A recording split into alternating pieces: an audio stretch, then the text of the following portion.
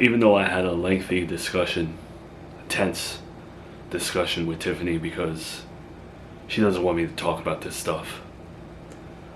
But you got in my head. I can admit that. I worry about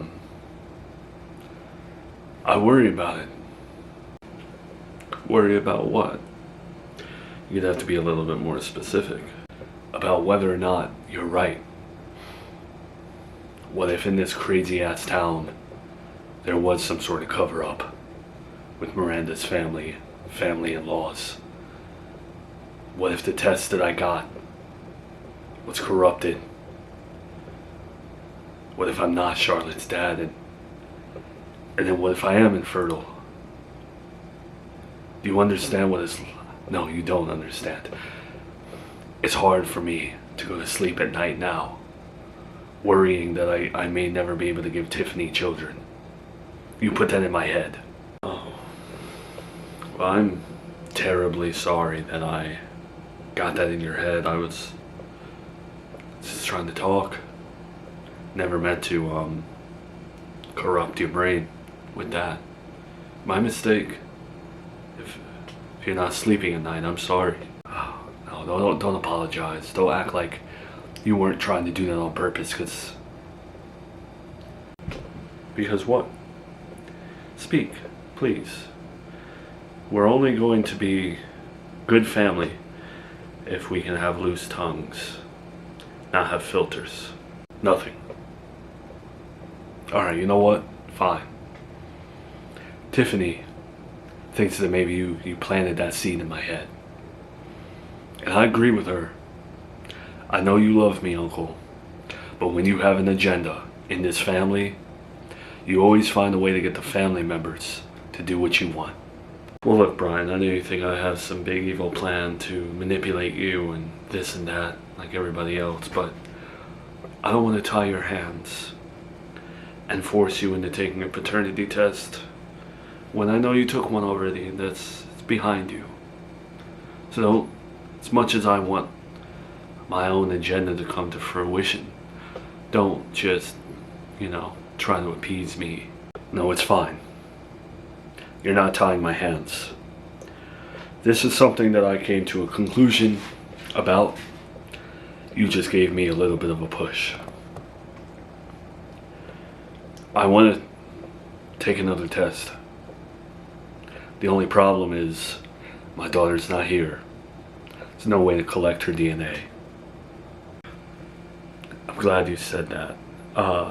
When I babysat her, I had my hunches and how paranoid I can be and stuff. I did collect some of her DNA, so no worries about that. A couple hairs. Alright, so I guess give it to me and I'll find the place. No. And also, thank you for not finding that creepy that I collected some DNA from your daughter. No. Let me take everything to the labs. This way it doesn't leak out. Because I know, just paranoia. People are probably watching you, or that Nanny Agatha, whatever. Let's make this as secure as possible. No one trails me, no one follows me. I have my own security. Let me go. Can I trust you? Of course. I have your best interest in mind.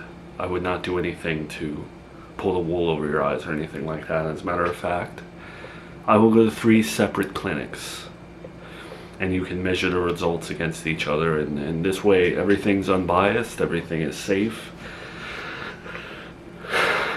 I'm not the type of person to fiddle with DNA results. Alright. 3. You go to 3 different places. You have any idea where you would go? I'll figure out the other 2, but one of them will have to be in Serafina Town, because let's say the one in Serafina Town is corrupt and says you're the dad, and then the other 2 says you're not the dad. that proves my point even further that Nanny Agatha is covering things up. You know what I'm saying? But in a perfect world, all 3 tests will be the same. Okay. That makes sense. I'm trusting you. And I want validity. This should show you as your nephew how much faith I do put in you as an uncle. I have supported your church. I have stood by your side, even in this terrible time where a baby is without her mom because of what happened in your place. Don't betray me.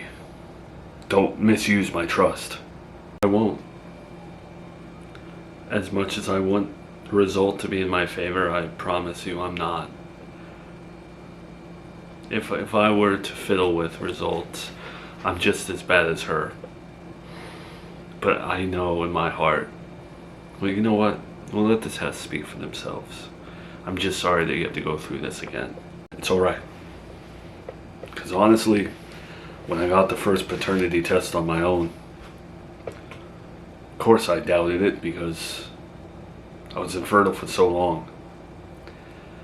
Having 3 more tests, and I know you don't want to hear this, and you want there to be corruption and you want to expose people, but I know in my heart that all 3 of those tests are going to come back with me as the father. I don't know if this is still your number, Miranda. I've left the same voicemail on 2 other phone numbers that might belong to you. So this is the 3rd time I'm saying this. But I don't mind, because I want you to hear it all. I hope you're comfortable right now, because it's not going to last.